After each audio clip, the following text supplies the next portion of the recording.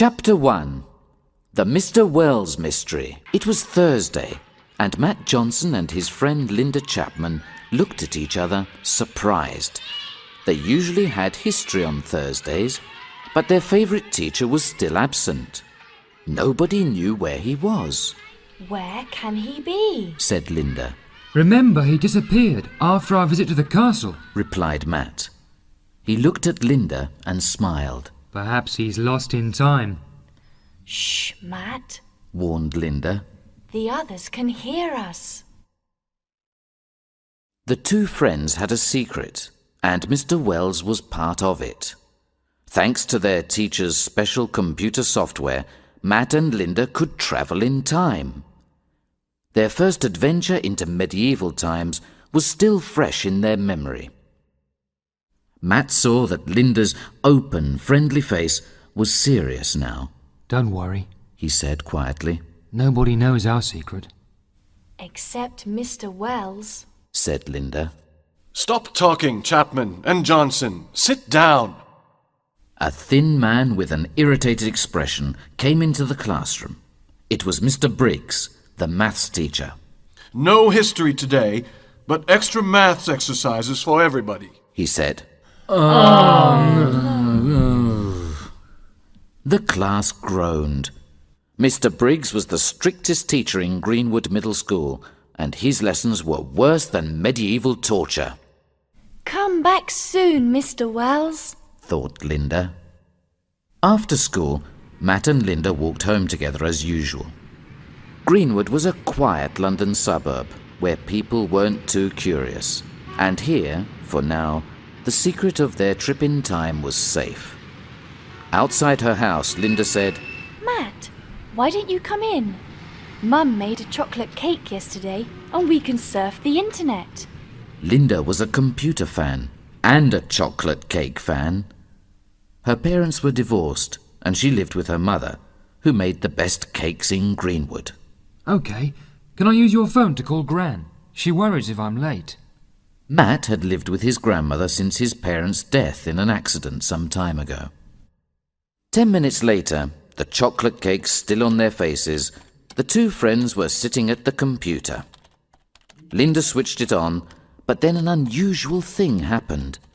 Instead of the usual menu on the screen, a strong white light appeared. "What's this?" said Linda. "I hope it isn't a virus." "Look, it's Mr. Wells," said Matt, pointing at the screen. There was an animated picture of a familiar figure, a cartoon version of Mr. Wells.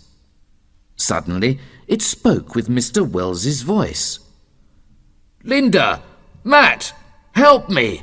I'm stuck in the past! It's 1864 and I'm in North America, but I haven't got enough power to come back to the present." They watched, incredulous, as the cartoon figure took a letter from its jacket pocket. "All the details are here! Please come soon! You're my only hope!" There was a flash of light, and only the letter remained on the screen. Linda quickly clicked on it with the mouse and saved it on her hard disk. Astonished, she turned to look at her friend. "Well, what do we do now, Matt?" she asked him. Chapter 2. Time for another adventure. "There's nobody around. Quick, open it." It was 5 o'clock on Friday afternoon. The school was deserted, and Matt and Linda were standing in front of Mr. Wells's locker in the staff room. They had to try and find his CD-ROM, notebook, and PC battery before someone discovered them. 5 minutes later, hearts beating fast, the two friends were outside the school gate with all the things in Matt's backpack. "Let's go straight to my house and try to load this CD-ROM, Matt," Linda suggested. "OK. I hope we can understand Mr. Wells's notes. His handwriting is terrible," replied Matt. At Linda's house they started work. Mr. Wells's letter told them to load the time travel software on the CD-ROM. They put the CD-ROM in the drive, and the Mr. Wells cartoon appeared again. "To travel in time," said the funny figure, "you must type the coordinates of your destination, the month, and the year. Matt and Linda saw there were 2 boxes, one for the coordinates and one for the date. We know the year, Said Matt. but the month? Look! Linda moved the mouse and a window appeared on the screen. Time trip files. She read. Duxbury Castle, October 1215. No, that's not it. Kansas, September 1864. Yes, that's it, Matt. I knew that Mr. Wells was a cowboy film fan. Now he's stuck in the Wild West. She laughed. And we have to help him, Linda. Matt said seriously. Now, the coordinates should be in his notebook. We'll need the right clothes for America in 1864. Interrupted Linda. Good idea. What have we got? Matt looked at his clothes. His jeans were okay, but in his football shirt he didn't look like a cowboy. Let's see. Said Linda, looking in her wardrobe. My jeans are fine, and I've got a denim shirt and leather boots. Then she took out a large checked shirt. Try this. It was my dad's. Matt hesitated. Not really my style, but, He put it on over his Newbridge United top, then put the PC battery in the pocket. we need this to get back to Greenwood. We mustn't lose it. Now it was time to go. The 2 friends looked at each other. What new adventures were waiting for them in America in 1864? Okay, read the coordinates. Said Linda, and sat down at the PC. Matt looked at the notes. The writing was awful. He found the word Kansas, but Mr. Wells's numbers were worse than his letters. Was it 86.30 degrees? He read out the coordinates, and Linda typed them into the computer. Now they saw an hourglass which began to rotate on the screen. Sit beside me, Matt, quick. Cried Linda, and pressed enter. There was a flash of white light, and they disappeared. Matt opened his eyes slowly. Linda was on the ground beside him. They were in a field of tall plants with soft white flowers. They stood up and saw a black girl nearby picking the flowers. She saw them too, and looked surprised, but not afraid. What are you doing in my cotton field? She asked curiously. Cotton field? Oh no, Matt. We're in the wrong place. Said Linda. Suddenly, there was a terrific explosion, and all 3 of them dived to the ground. You are in the wrong place, friends. Said the black girl. Don't you know there's war here? Chapter 3. Where are we now? A war? Matt and Linda looked at each other incredulously. Of course. Where do you come from? Asked the black girl curiously. We arrived from England a few months ago. Replied Linda. We're lost. We want to go west. That's dandy. The girl shook her head. I have to pick cotton in the middle of a war, and then I find 2 lost English kids in my field. She laughed and continued her work. Where are we, Linda? Whispered Matt, looking around them. Oh, Matt, your geography is terrible. All the cotton plantations are in the southeast of the United States, so we must be there. It's a disaster. We're hundreds of miles from Kansas and Mr. Wells. There was another terrible explosion in the distance. But who is fighting who, Matt? Linda asked. Your history is terrible. Replied Matt. If this is 1864, then it must be the Civil War between the North and South. Wasn't that war about the abolition of slavery? Asked Linda, watching the black girl at work. Not exactly. I know there were slaves in the southern states and not in the north, but I think the war started because the South wanted its independence and the North didn't want to divide the Union. So that poor girl's a slave? Said Linda angrily. But she says that it's her field. She added, puzzled. It is my field now. The girl was beside them again. My name's Dinah. My master's dead, killed in the war. The other slaves went away, but I decided to stay for the harvest. I need to sell some of this cotton. I want some money to reach my sister in Kansas. Kansas? cried Linda. We have to go to Kansas too. Why don't you come with us? But I haven't got any money now. The girl smiled sadly. Do you think that we have? Laughed Matt. Anyway, you can't stay here. It's too dangerous. We'll find some free transport, somehow. Now it's late. You need some food and a bed for the night, and I need to think. The girl looked at them, serious for a moment. Then she smiled. Let's go home to my house. Matt and Linda followed Dinah out of the field.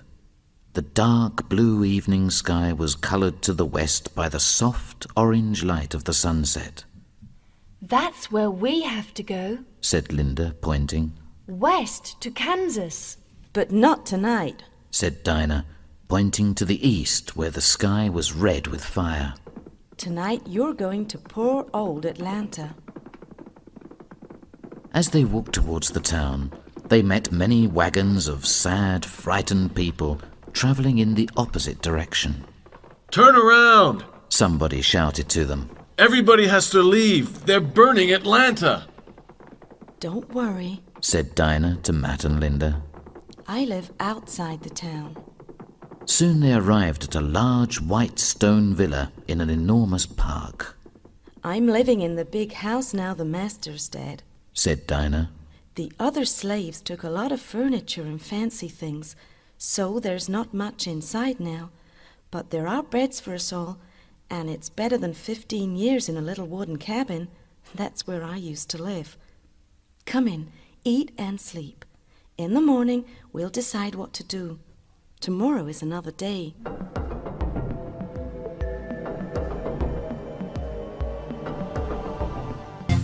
Chapter 4. Matt makes a bet. Matt woke up. There was a strong smell of smoke. A fire? Gran! He jumped out of bed and then remembered where he was. The smoke was from the remains of the city of Atlanta. Today they had to go west to try and find Mr. Wells. Downstairs, Dinah was in the kitchen, washing the dishes from last night's dinner of salted pork and sweet corn. Can I help? Asked Matt. Dinah smiled. Don't you have She hesitated. slaves in England? No. And after this war, slavery will end in America too. He replied. Do you think the North will win? She asked him. I know they'll win. He answered. Dinah was surprised by his conviction, so Matt quickly changed the subject. Who's that? He asked, pointing to a portrait of a severe, pink-faced man with a background of cotton fields and slaves on the kitchen wall. He was my master. Said Dinah. He wasn't a bad man. He whipped the men if they didn't work well, but never the women. I'm ready. Linda came downstairs then. Let's go west. She said, smiling. They walked from the White House to the main road. From Atlanta came a slow procession of wagons. Their occupants all looked sadly down the road, as if towards an uncertain future. Smoke from the town blocked out the sunlight, and there was a strange, uneasy silence. The wooden houses they passed were burnt, many reduced to ashes, and other buildings were damaged by the North's cannons. There were many Union soldiers in their blue uniforms, but they were all too busy digging trenches to transform the city into a military base to notice the three friends. In the centre, some of Atlanta's commercial buildings were still intact. We need information. Said Matt, pointing to a saloon. Let's try there. It's better if we girls stay outside. Said Dinah to Linda. Matt went into the saloon, trying to look grown up. There was sawdust on the floor, a bar with numerous bottles of liquor behind it, and a pianist playing a sad melody at the old, dusty piano. It was Dixie, but he was playing the usually happy song of the South to the tempo of a funeral march. What can I do for you, boy? asked the barman. How can I get to Kansas? Asked Matt. The barman laughed. First you have to leave Atlanta, boy. Then just ask for directions. He said sarcastically. Kansas? A tall man in a brown Stetson with small dark eyes and a thin black moustache approached Matt. There's a stagecoach leaving this morning, and I've got 3 tickets. He said. That's great. Said Matt eagerly. Yeah, for me and my family. The man laughed sadistically and turned to the barman. Give me another glass of good southern whiskey. He demanded. In a few weeks, all I'll have to drink will be horrible northern liquor in Kansas. He quickly drank his whiskey.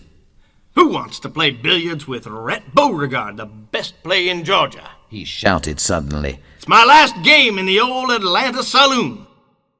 Nobody answered. The few silent clients were lost in their own sad thoughts. Matt had an idea.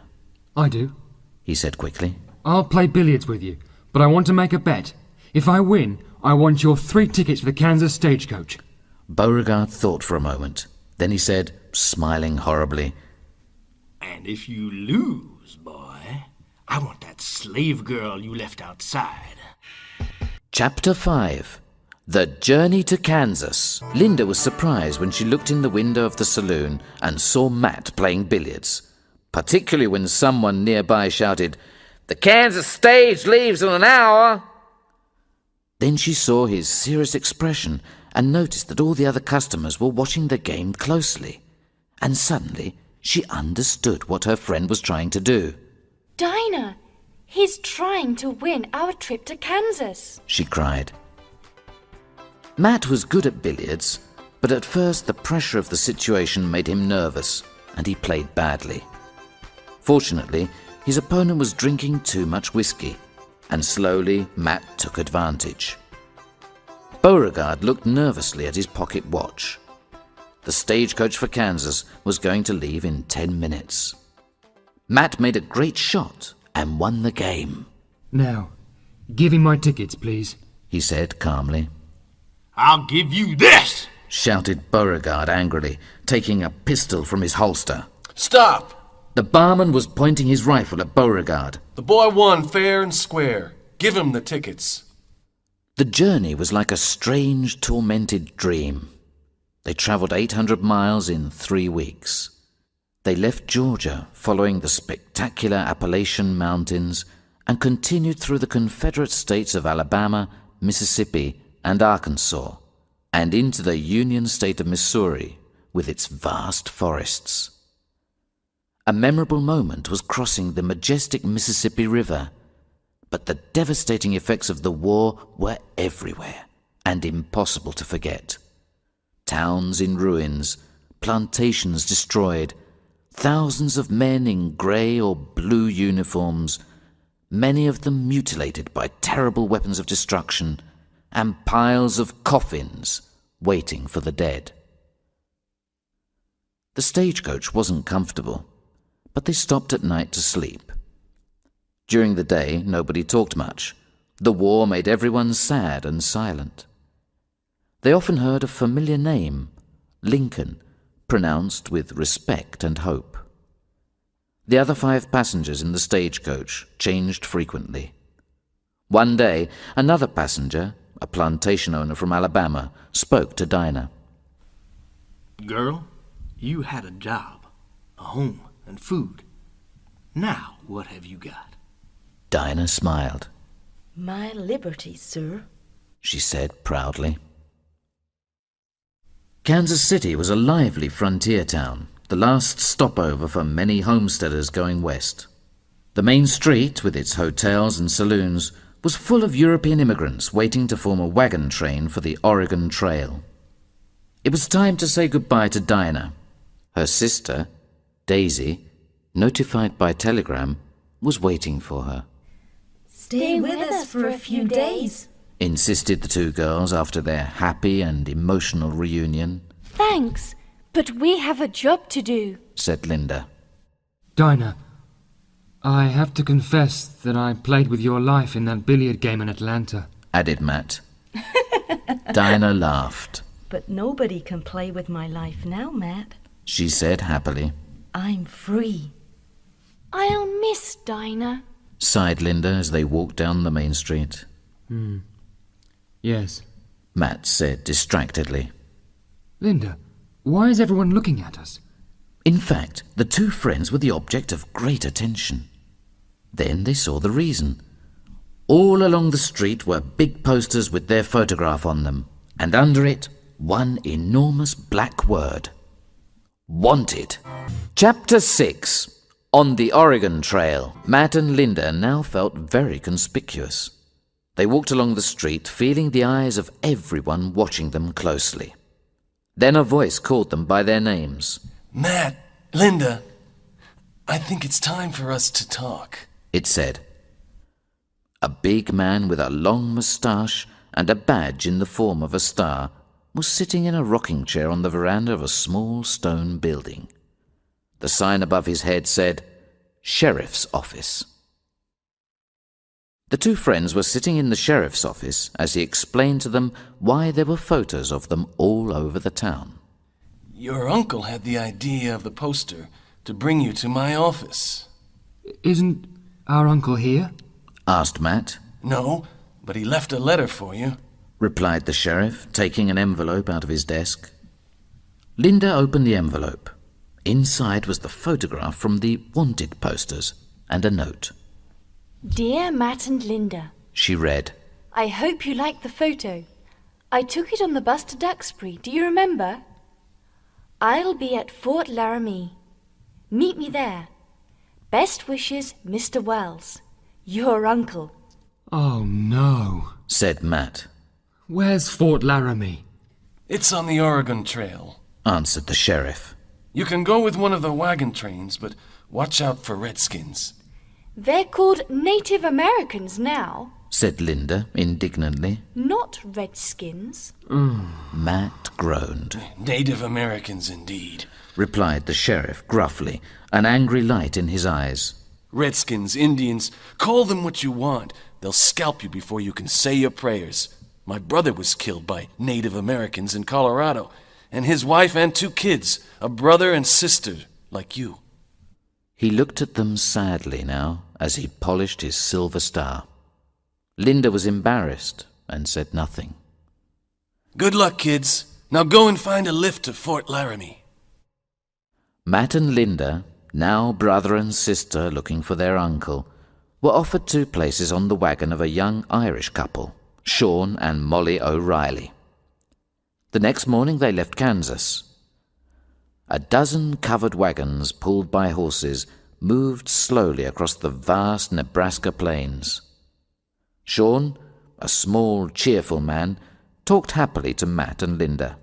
His wife Molly, a thin, red-haired girl with big green eyes, was less enthusiastic about the trip. This is the Oregon Trail, Said Sean. used by pioneers for 25 years to cross the Great Plains and the Rocky Mountains. We're going to Oregon to start a farm. We were farmers in Ireland. It's a long journey. Remarked Matt. And dangerous. Laughed Sean. There are tornadoes in Nebraska, and then there are the Indians. Molly didn't laugh. She looked worried. Our wagon is our home now, Her husband continued. and our fort if necessary. They travelled 15 miles a day. At night they stopped to cook their provisions, or rabbits and other game they caught, on campfires. If the weather was bad, they slept in the wagon. If not, they slept under the stars. One fine night, Linda was woken by a strange sound. She opened her eyes and saw a huge rattlesnake only a metre from her head. She screamed, and Sean arrived and hit it with a stick. Did it bite you? Asked Molly, worried. If it did, we must put some horse manure on the bite. No, I'm fine, thanks. Linda assured her. Thank goodness it didn't bite me. She added quietly to Matt. Horse manure. Yuck. One morning the wagons stopped suddenly. 3 men on horses were watching them from a distance. Indians. Said Sean, preparing his rifle. As the three riders came nearer, Matt and Linda saw from their fierce, proud expressions that they were indeed Indians. They were dressed in simple leather clothes, rode without saddles, and carried knives and tomahawks in their belts. Don't shoot, Sean. Whispered Molly. They're going away. Look. Matt and Linda, nervous but curious, watched the Indians pass in silence. Now they really were in the Wild West. Chapter 7. At Fort Laramie, their journey continued under a cloud, the fear of an imminent Indian attack. But there was no sign of the Indians until, one evening at sunset, the ground seemed to start moving. What's happening? Shouted Linda. Buffalo! Matt pointed to the horizon, where a herd of the biggest creatures on the plains was running across the trail. They're escaping! Shouted Sean. Look! Some have got arrows in them! It's a hunt! The Indians aren't far away! Next morning, Matt saw some hills in the distance. They're the Laramie Mountains, said Sean. Tomorrow we'll see the fort and your uncle. The high wooden walls and watchtowers of Fort Laramie appeared like a mirage in the wintry sunlight of the prairie. A blue and red flag danced in the cold wind. Linda, that's the US cavalry flag, Matt whispered. Maybe John Wayne is here. Linda smiled. I only hope that Mr. Wells is here, after all our efforts to find him, she replied. A soldier in a blue uniform opened the big wooden gate, and the wagons entered the fort. Inside were some white tents, a few wooden huts, and stables for the horses. A tall man with brown hair, tired blue eyes and red cheeks, came out of a hut to meet them. Captain Angus McKay at your service, he said, saluting them. He seemed happy to have visitors at his lonely fort. Linda and Matt came forward. Sir, said Linda, we're looking for our uncle, Mr. Wells. Yes, I recognize you from the photograph he showed me, McKay said. But Wells isn't here. He arrived 2 weeks ago and spent a few days here, but he wanted to see the Indians. He left one morning and didn't come back. I'm afraid his fate depends on which tribe he met. We must find him, said Matt desperately. Son, maybe your uncle is safe. The situation here is delicate, but many of the tribes want peace. 13 years ago, I was sergeant here when a treaty gave the Indians hunting grounds far away from the Oregon Trail. They were promised government protection. Then 5 years ago, gold was found in Colorado, and the Indians' land was invaded by white men. The Cheyenne went on the warpath. Now their chief, Black Kettle, is offering peace, but Governor Evans of Colorado refuses. He wants to see the Indians dead. He thinks they are savages. And you? Asked Linda. I know the Indians well. I think we could live together in peace, but too many of our people think like Evans. Now, you must be tired after your journey. Let's have dinner. Matt and Linda were too worried about Mr. Wells to appreciate Captain McKay's hospitality. Next morning, they left Fort Laramie early with the wagon train, hoping for news of their teacher at the next fort on the trail. Your uncle will be fine, Molly assured them. Those Indians didn't attack us, remember? Suddenly, an arrow flew through the air and hit their wagon. Form a circle! Shouted Sean. Hurry! The wagon drivers desperately turned their horses as a band of Indians galloped furiously towards them, shouting and whooping. Molly! Linda! Keep down! Ordered Sean. Kid! He threw a rifle to Matt. Here's a chance to be a hero. Chapter 8. Encounter with the Indians. There was no time to think. Matt pointed the rifle and pulled the trigger. But Linda caught his arm and the bullet hit the ground. Matt, no! They're not attacking! She shouted. Riding towards them now was another young Indian. He was wearing Indian clothes, and his eyes burned with dark Indian pride. But his hair was fair, and his skin was lighter than the others. Hi-yo! He shouted angrily, then turned to the circle of wagons, his right hand raised in a sign of peace. Then he began to speak to the homesteaders. In English. The great Cheyenne chief, Black Kettle, wants peace with the white man. He offers you safe passage across our land. Continue your journey and speak well of Black Kettle. He turned his horse, a beautiful white Mustang, and began to ride away. Wait! Linda ran after him. He stopped in surprise and looked at her. Can you help us? We're looking for our uncle. He's tall and thin with curly white hair. He moves his arms a lot when he talks. That's Crazy Cactus. The young brave laughed. Linda laughed too. You know where he is then? Of course. He's with my tribe. He's very funny. Can we see him? The brave thought for a moment. Yes. Okay. Come with me to my camp. This is good medicine. The elders say if a white girl visits the Cheyenne, it is a sign of peace. But you said we. Yes, there's my brother Matt too. My name's Linda. I'm Johnny. The brave smiled. Johnny Coyote. Linda, can you tell your brother to leave that gun? It's not a toy. Matt put down the rifle, but decided he didn't like Johnny very much.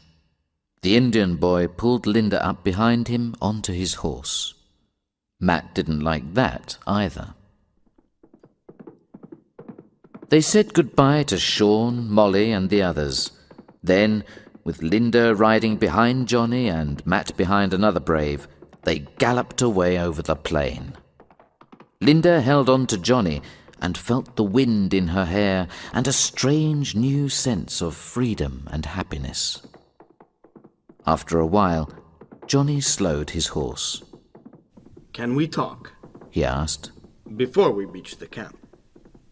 Linda looked at him closely. His dark eyes were typically Indian, but his hair and face were different. I'm a half-breed, he told her. My father was Cheyenne, but my mother was American. The Indians took her when she was young. She grew up with the Cheyenne and married one of their warriors, my father. She taught me about the white men and their language, English. But she died 5 years ago, shot by white mercenaries. Then my father drank a lot of white man's whiskey and went to look for revenge. He killed 4 men before they shot him. I'm sorry, said Linda sadly. Thinking of Matt's parents too, she waved to her friend, but he looked angry and didn't respond. I can't understand the Americans, Johnny continued. We could live in peace, but they take our land and fight us. Black Kettle wants peace, but I don't trust the white men. Look, that's our camp over there.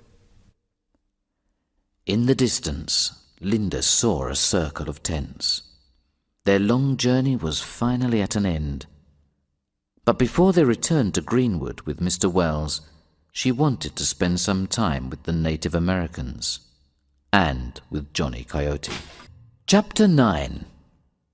Among the Tistas, they rode slowly towards the camp. They were almost there, but Johnny wanted to prolong their conversation. I'm sorry about the attack. Our men are away hunting, and the young braves wanted to prove their courage. Fortunately, I followed them and stopped them. Were you frightened? Not really. Replied Linda. It was like a film. What's a film? Asked Johnny. Something that isn't real. Said Linda vaguely. In films, the Indians are usually the bad guys. But I know it's not true. Johnny didn't understand, but he liked Linda's smile. We are not bad, he said with pride. The Americans call us Cheyenne, but that is the Sioux name for us. Our real name is Tistas, the magnificent people. Tistas! He shouted suddenly. Matt heard these strange words and saw that they produced a sea of movement in the camp. He counted 30 teepees, and now from the entrances about 100 women and children came out to greet them. He watched Johnny jump from his horse and help Linda to descend. All the camp listened as Johnny explained why these white children were with him. This is wonderful, Said Linda, looking around. Marvellous. Said Matt sarcastically. Some of the Indian children laughed at his funny voice. Matt, it's a fantastic opportunity for us to see the Native American's life. And Johnny is an excellent guide. He can guide us to Mr. Wells then. I can't see him anywhere. Replied Matt dryly. I'm sure we'll see him later. What's your problem, Matt? Matt's problem came towards them at that moment. Linda, you and your brother can stay in my tent with my uncle's family, Said Johnny, and took them to a beautifully decorated teepee. These are pictures of tribal legends. He explained, pointing to the designs. What's this? Matt indicated a long stick at the entrance. Then he saw the black hair on it. Scalps Said Johnny seriously.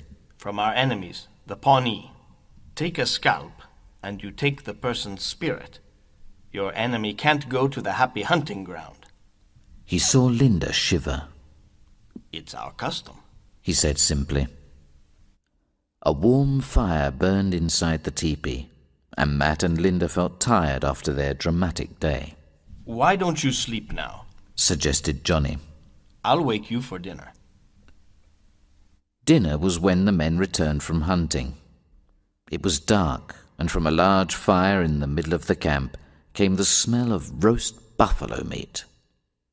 The men observed their strange visitors closely, and Matt and Linda noticed a familiar, fierce, proud expression on many of their faces. They are the dog soldiers, Johnny explained. our warriors. They organize the camp, the hunts, and battles. Soon I will be one too. While the meat roasted on the fire, they ate a strange broth of fruit and animal fat. It's called pemmican. Johnny told them. Now, because you are guests, you can taste the buffalo's tongue.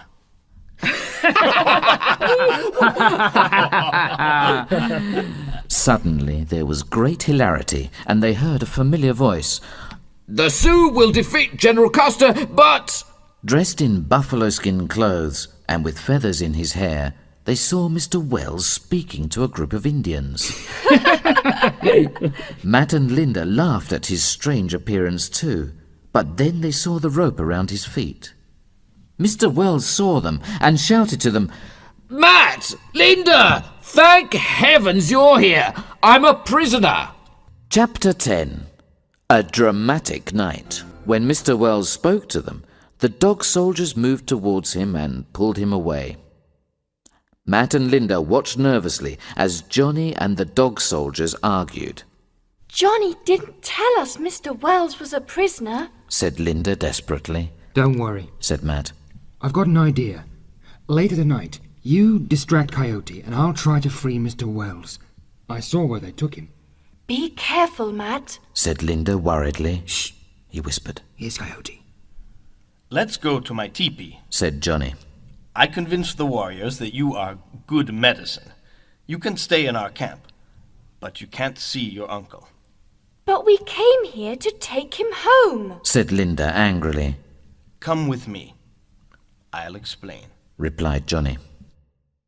Inside, the teepee was full of smoke from the fire and from Johnny's uncle's wooden pipe. They sat with the family, and Johnny told them, The elders think your uncle has special powers. He talks about our future, and I translate for them.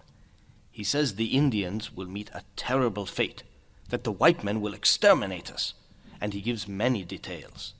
The elders think his presence protects us, and he is good medicine because he entertains the tribe. But if he leaves the camp, it could be disastrous. But why can't we see him? Asked Linda. Because you will disturb his powers, the elders say. Now you must smoke my uncle's pipe with him. It's a sign of respect. No thanks. Said Linda. I don't want to smoke. I'll try it. Said Matt, taking the pipe. We believe that the smoke takes our desires to the spirits. said Johnny. Matt smiled. His desires were to free Mr. Wells, return to Greenwood with Linda, and say goodbye to Johnny Coyote. He inhaled from the pipe and started to cough violently. Everybody laughed. It was time for bed. Linda looked at Matt, who nodded his head. I want to talk. She said to Johnny. Let's go outside. Okay. Said Johnny, curious, and they went out. When the other Indians in the teepee were asleep, Matt silently went to search for Mr. Wells's tent, protected by the dark of the night. Inside the teepee it was dark, but he saw a figure on the ground. Mr. Wells, it's Matt. He whispered. The figure stood up, and, with horror, Matt saw a creature, half man and half buffalo, with horns and a tail. Meanwhile, in the moonlight, Linda was speaking angrily to Johnny. You're right. He said after a moment. I was wrong.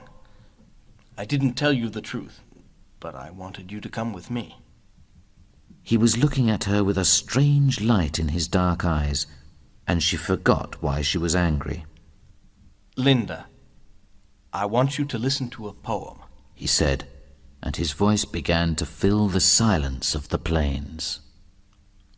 Beautiful flowers, red, blue, and yellow. Let's walk among the flowers. The wind blows the flowers dance like girls. The girls are sweeter than the flowers. That was beautiful, she said, smiling at him. You are my prairie flower, Linda, Johnny told her, serious now. Soon I will be a warrior. Then I can have a wife. Will you... Suddenly, a monstrous scream echoed through the sleeping camp. Matt! Cried Linda. Chapter 11. The road to Sand Creek. The camp was suddenly full of activity. Braves were running out from their teepees, and in the dim light from the campfire, Linda saw a strange figure with horns and a tail. The strange screams were coming from this creature. What is that? She stammered. That's the shaman, Johnny replied. Your uncle is staying in his tent. Linda shivered, but Johnny assured her. He's only a man in a hat with buffalo horns and with a buffalo's tail for a belt. The Great Spirit, Wakan Tanka, gave him special powers. He knows the tribal rites, secret medicines, and he can communicate with the spirits. But why do they keep my uncle in his tent? Asked Linda. The shaman stays with your uncle to produce good medicine against his terrible predictions. He watched the strange screaming figure in the distance for a moment. He is angry now. I hope your brother didn't do anything stupid. Let's go back to the tent. Linda's heart was in her mouth. Oh, what's happening? Matt was standing at the entrance of the tent, yawning. Johnny, irritated, told them to go back inside and went to hear the shaman speak to the dog soldiers. Matt, are you okay? Whispered Linda when they were alone. Yes, I saw that minotaur and ran back to the tent. I pretended to wake up when you arrived with Coyote, He replied. I don't think anyone saw me. Johnny is suspicious. Said Linda. And Matt, She looked away, embarrassed. he wants to marry me. But Matt didn't have time to comment. At that moment, 2 Indians on horses arrived in the camp, shouting instructions. And suddenly, everyone in the camp was running here and there, following a precise procedure. The dog soldiers gave orders, and in a few minutes the Indian camp didn't exist. The contents of each teepee were packed on a travois, a wooden frame on 2 teepee poles pulled by a horse. Johnny returned. Someone disturbed the shaman. He looked at Matt closely. Now we must go south to a new camp. These are Black Kettle's orders. Matt and Linda had no choice but to leave with the others. During the journey they were separated from Mr. Wells, but Matt saw the shaman carrying a familiar object. Look, Linda. He's got Mr. Wells's portable computer, he whispered. They travelled on through the dawn. Linda thought of home, her mum, school with Matt. The night under the moon and Johnny's poem seemed like a dream. Johnny, unhappy and irritable now, rarely spoke to her. Linda wasn't sad. Her life was in Greenwood, but she didn't want to lose his friendship. She decided to talk to him. Where are we going, Johnny? She asked. This is our life, Linda. We are nomads. An Indian is man, plant, animal, sky, earth, wind, and water. We respect the resources that nature offers us. Once, we followed the buffalo and lived in harmony with nature. Then, the white men arrived. Now we can only go where they say. Black Kettle, our great chief, is at Sand Creek. There, the American government offers us protection from other white men. And that is where we are going. Sand Creek was a sea of teepees in the cold wind, and hundreds of tired, hungry Indians sat around the American flag in the center, where a tall, proud Indian was speaking with great conviction. That's Black Kettle, said Johnny. He is a great man, but the price of peace is high. I must speak to Black Kettle. Here we risk losing our identity as a people. Or worse. Worse? What do you mean? Asked Linda, puzzled. Johnny turned and looked at her intensely. Your uncle predicted a massacre at Sand Creek. Chapter 12. The Sundance Solution, Mr. Wells knows his subject, said Matt. and he says there's going to be a massacre here. We must escape. The shamans... Won't stop you. Interrupted Johnny, returning at that moment. I told Black Kettle that a hunt is a good idea. Our people are sad and hungry. The hunting ceremony makes us happy. The buffalo fills our stomachs, and the shaman must sing during the ceremony to bring good medicine.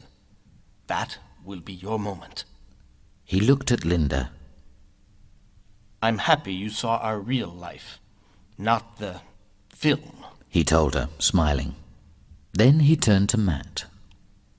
You don't like me because I like your sister, but now you must go to meet your destiny, and I must go to meet mine. Can we be friends? Okay, Johnny. Thanks. Matt felt a bit embarrassed. Tonight, I do the Sundance, Continued the young brave proudly. and then I will be a real warrior and can go hunting. Good luck, Matt and Linda. Goodbye. That evening, the entire Indian camp gathered around the campfire. Some braves appeared and moved into the center near the campfire. They had iron hooks sticking into their muscles, and attached to these were heavy buffalo bones. In a trance, the braves pulled this terrible weight, their flesh pulled down by the cruel hooks. Oh! Cried Linda, horrified. Those poor men! What are they doing? It's the Sundance. Said Matt. Look, there's Johnny. But Johnny was lost in his rite of initiation and didn't see them, I can't watch. said Linda. It's awful. They went to the teepee and waited. After a while, the hunters left, and only the shaman's song disturbed the silence of the dawn. Let's go. Said Matt. Everybody's asleep. The shaman was still singing by the campfire and didn't see them go into his teepee. Mr. Wells, wake up. It's us. It's time to go home. Matt whispered urgently. Linda untied the rope. Thanks, kids. I've got the computer here. Where's the battery? Said their teacher, standing up. Here. Matt produced the precious object from his pocket. Poor Indians. They didn't treat me badly, really. But I can't help them. I can't change history, said Mr. Wells sadly, attaching the battery to the computer. Okay, the computer's ready. Stand next to me. They heard a distant bugle, then the sound of guns. The shaman ran into the entrance of the tepee, a terrified expression on his old face. I'm sorry, cried Mr. Wells, and then the 3 time trippers disappeared in a flash of white light. They were in Linda's bedroom. Her school uniform and the 2 plates with chocolate cake crumbs were still on the bed. Their 3 months of adventure had been only a few seconds in the present. Mr. Wells, what happened at Sand Creek? Asked Matt. American mercenaries killed 450 Indians, mainly women and children. The Indian men were out of the camp hunting, replied Mr. Wells. Black Kettle raised a white flag and the American flag as a sign of peace, but the American soldiers ignored it. It was a massacre. And Johnny? Asked Linda anxiously. I don't know, Linda. We could try a search on the internet. Perhaps we can find out something about him. Linda sat at her computer and started the search. She soon had an answer. Johnny Coyote, a Native American hero, Read Matt. He became a spokesman for Indian rights and was an important figure in the Supreme Court case of 1924 that made the Indians citizens of the USA. His work was continued by his daughter. Linda, look! He didn't forget you. He gave his daughter your name. Linda smiled sadly, then continued reading. It also says his horse, Matt, appeared in many films. He didn't forget you either, She teased. The doorbell rang. That will be my mum. She finishes work at 6 o'clock. Said Linda. Oh, good. Now I can try her famous chocolate cake, said Mr. Wells. Matt and Linda laughed. Okay, but you can explain why you're here, dressed in buffalo skins with feathers in your hair, Said Matt.